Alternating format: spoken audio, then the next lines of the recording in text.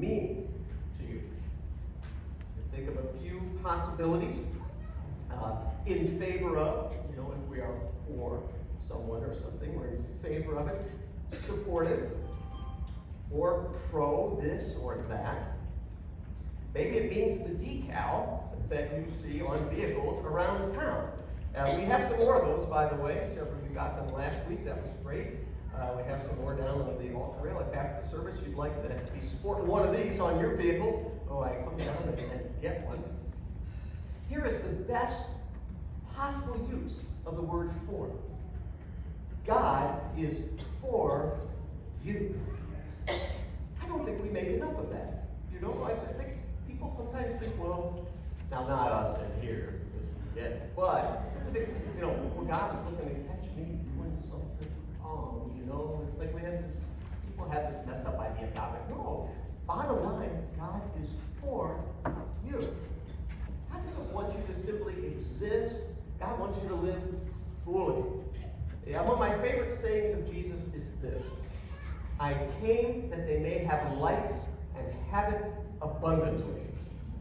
This to me sounds like a God who is for me. This is what Jesus wants. He came that we might have life, and not just existence, but abundant life to the full. See, God created you to experience life in an exciting and thrilling way. This is why you like to laugh out loud. This is why you like to sing in the shower. This is why you seek adventure. Something in you wants to enjoy being alive. And this is why you don't want to miss out on something fun that's happening. In fact, have you ever wondered why you even like having fun? Consider it evidence that God is indeed real. And just like a good dad would want you to enjoy whatever gift he gave you, God wants you to engage in life in a positive way. Now, of course, if God is real, we have to entertain the possibility that evil is real also. You might think of it as two forces at work in life. One that wants to kill your potential, and the other that wants to fuel your potentials. One hopes to propel your life in a direction that will empty your life. The other one wants to move you toward a life that is fulfilling. And God wants you to know that since the beginning of time, God has desired that you would know Him and experience living the way that God dreamed you would, abundantly. Indeed, life lived in relationship with God is the goal of the spiritual practices that we're going to be talking about during the season of Lent, which starts soon. It's a Wednesday. Ash Wednesday. It's in your bulletin. It's on there. A week from Wednesday. So this is the goal of the walk study and the message series. A life lived in relationship with God. That's the purpose behind the spiritual practices we're going to talk about. So God is for you, and God sent Jesus to prove that God is for you. In John 3:16, we're told, and I memorized this as a kid, and I put it on the slides as King James Version because that's how I memorized it. I'd pick a different version today, but I got it in my head now, right? For God so loved the world that He gave His only begotten Son, that whosoever believeth in Him shall not perish, but have everlasting life. Jesus came to prove that God is for you. Now, sadly, we often limit our thinking about Jesus like He came simply so that someday in the future you would go to heaven and then begin to really live. But really, Jesus came so that you could start living now. Living that abundant thing. And sure, unless Jesus comes back sooner than later, you and I, we will both die. But like Paul wrote, even in those circumstances, absent from the body, present with the Lord. It's all good. It's all good. So eternity can be in our hearts now. And it has already begun for us. And we can see the world and ourselves and each other from God's point of view. Following Jesus gives you a huge advantage in how you experience life. Because Jesus came to confront all the things that steal life away from us. this eternal perspective in our hearts. And that can radically affect how you experience love in life. Does this sound good?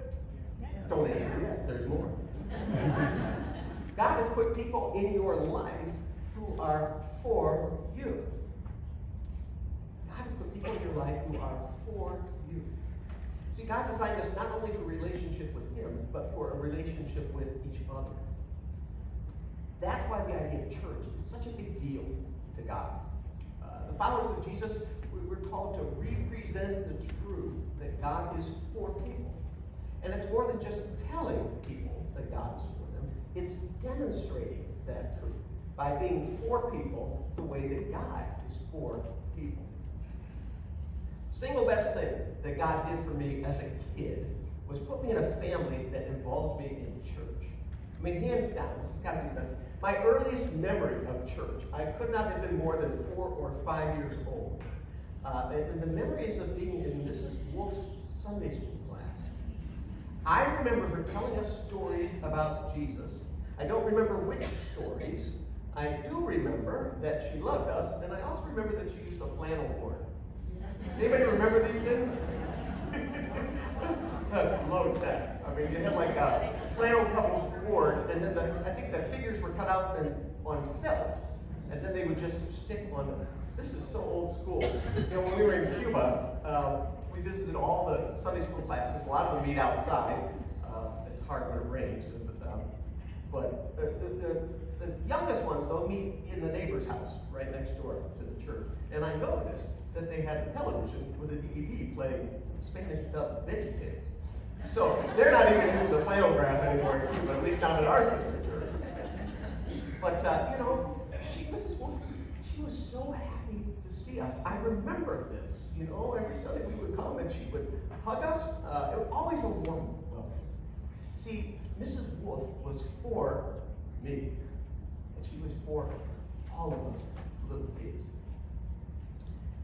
It's a good example of what church is meant to be. And whether you recognize it or not, God has put people in your life who are for you.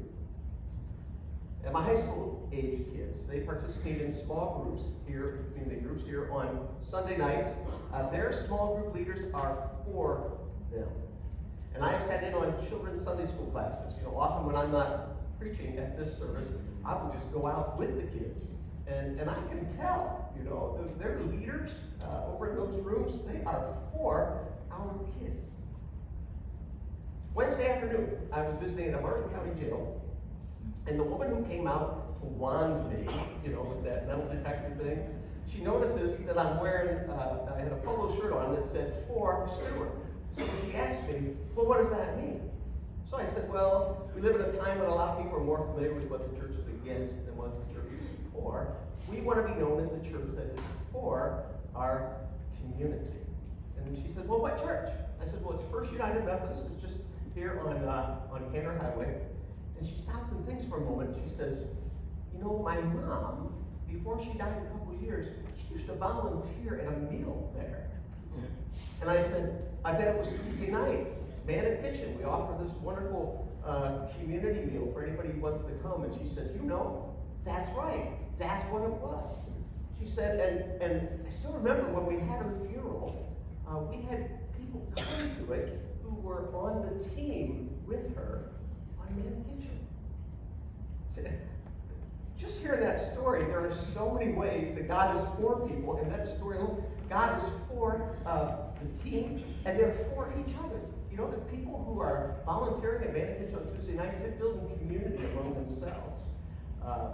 And of course, we as a church and as that team, we are for the people that we get to serve, to come. You know, some come because they enjoy the community. Some come because they got a little too much month for the money. There's just different reasons why people come. But it's all good. It's all good. If you pay attention, you will realize that you are surrounded by people who are for you. They want you to win. They want you to thrive. They want you to live the way that God intended, because that's the way to thrive in relationship with God. So So who is it that's for you? For some of you, think about the younger ones among us, it's your parents. Your parents are for you. For some of you, it's your peers. But for all of you, it can be someone in your spiritual faith family, the church. And if you're a part of this church, then it's us. It's the people that are around you this morning. A family called the church. That is a powerful thought, that you might actually have another family who can show you how your Heavenly Father loves you. Not just tell you about it. Telling about it is good and necessary, but actually demonstrating. All right, thirdly, God has created you to be for other people. You know, other people are for us. God puts them in our lives. Well, God is looking to put us in the lives of other people. It's in you to love others. The image of a good and generous God is part of your soul's DNA.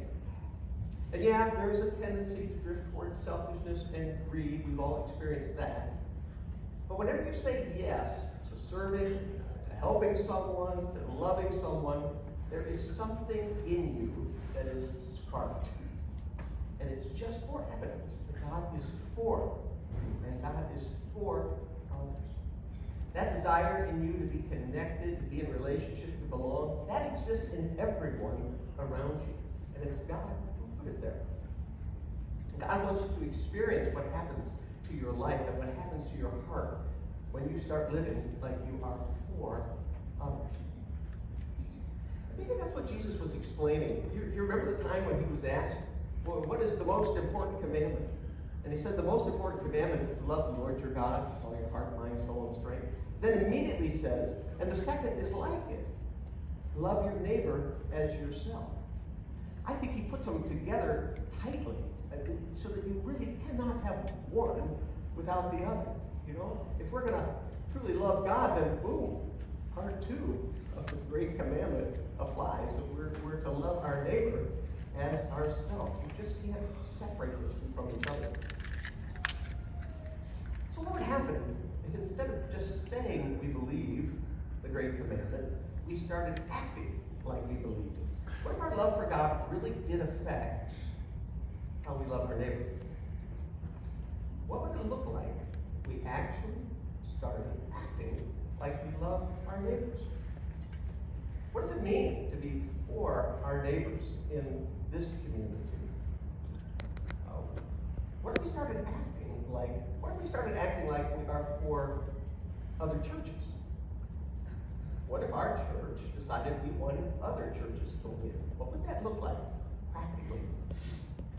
I was at a luncheon that was put on by Salvation Army just a week before last. Wednesday before last, Thursday before last, something like that. And, you know, Salvation Army is a church. You may not know this, but it is a church. In fact, it's a church in the Wesleyan tradition. It's the United Methodist Church. So we're like kissing cousins, us in Salvation Army. So I was thinking about, because I heard a story, they were acknowledging that there are a few churches in the area that, you know, when they ring the kettles, right, December, there are churches that will volunteer to take like all the Tuesdays in the month of December at their closest Publix. And you know, for those 4 Tuesdays, it's like the ringing is 10 a.m. to 8 p.m. They will schedule people from their church to ring the bell. And I thought, that would be so cool. We could do that. You know, our little Publix up Palm City Road here, we could be the ones to ring the bell. And, you know, I never would have thought that would be a fun thing until I did it. Yeah. Last December, in brass, we signed up to play on a Tuesday evening. So we just signed up. We thought, well, we meet at 6:30 to practice. We go till 8. So we'll just set up at Publix and play our Christmas music there. Well, that left half an hour, right, for the 6 to 8 shift. So I just stood out there and I rang the bell. It was fun. You know, I always wondered, gosh, do I feel bad when I walk past the counter at the 5th time and I don't put any money in? What is that bell ringer going to think? I'll tell you, I didn't think anything about whether anybody put money in. I'm just ringing a bell. I don't know why. I'm saying, Merry Christmas. And you know, maybe it's Merry Christmas back, maybe not, but oh, gosh, it was good. And most of the money for Salvation Army gets raised through those accounts. But wouldn't that be cool if each of us took 2 hours or even 1 hour if we split the shifts in December, and maybe all the Tuesdays in December in Rainbow. Wouldn't that be cool? Yeah, all right. Let's sign up around right now. That would be a way to be for another church, right, in our community. What if we started acting like we are for Martin County families?